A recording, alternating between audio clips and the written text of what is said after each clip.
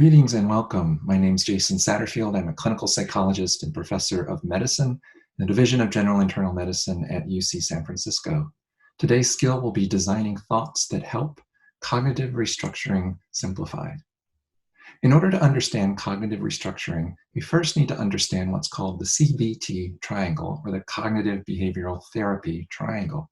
It presents a fairly simple model that helps us understand why we feel the way we feel and helps us think about possible interventions to change the way that we feel. So you can see that we have thoughts and behaviors and emotions as the three corners of that triangle, and they're each connected with bidirectional arrows because each one influences the other. If you want to understand why you're feeling anxious or depressed or happy, you might think about your thinking, or you might look at the behavioral choices, the activities that you're engaged in that might be influencing the way that you feel. For this particular skill, cognitive restructuring, we're going to be looking just at thoughts. So here's the what and why of thoughts.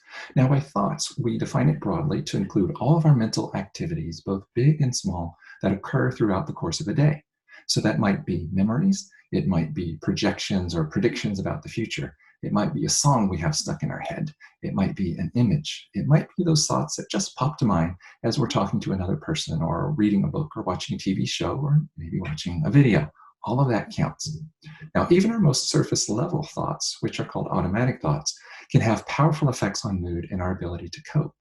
It's important to remember that it's not just events or people that make us feel a certain way. It's how we think about or interpret the event that determines our reaction. So remember, thoughts are not facts. They're not necessarily true or false or right or wrong. Thoughts are best guesses, and they are often prone to bias. I like to think of thoughts as either helpful or hurtful.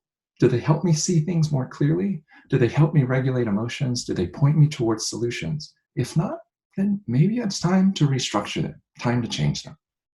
So I want to demonstrate a relatively simple technique called the ABCD, where you take a piece of paper, put an X in the middle so you've divided it into 4 boxes, A for activating event, B for beliefs, or that's your thoughts, your cognitions, C for consequences, and there emotions and behaviors are going to go, and D, this is the tough part, this is the restructuring part, D stands for disputation, or the dispute box.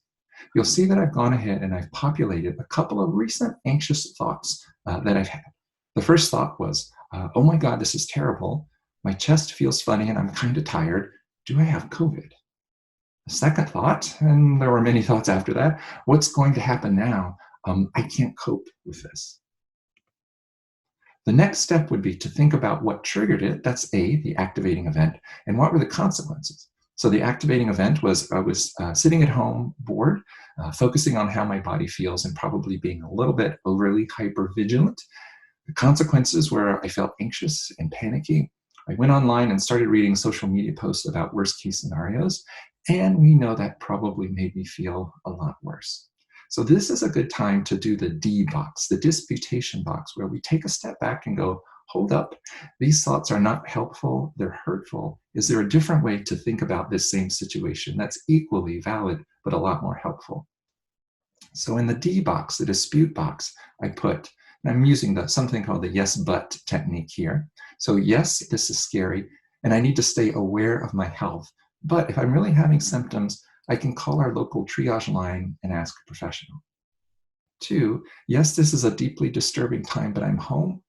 I'm safe, I have provisions, and I have supports. I'm not in a high-risk group, and I'm doing everything I can to stay safe.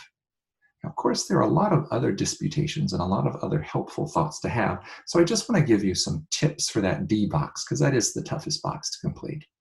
So you can imagine that a dear friend shared the automatic thought with you. What would you say to this friend to help them feel supported?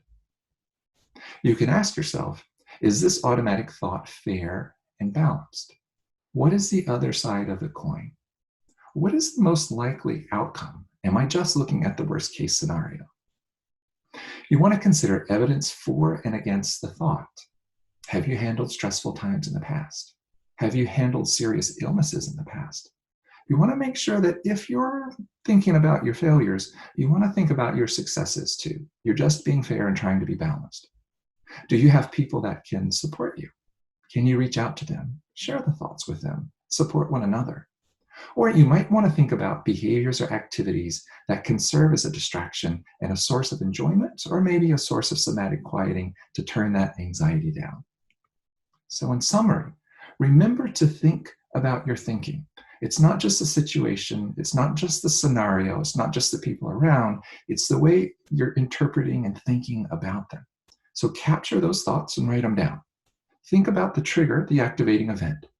Think about the consequences, the emotions and the behaviors. And if those are negative, if they're not helpful, if they're hurtful, then do that last box, the dispute box. Good luck with your thinking. Good luck with feeling better. And remember, we're all in this together.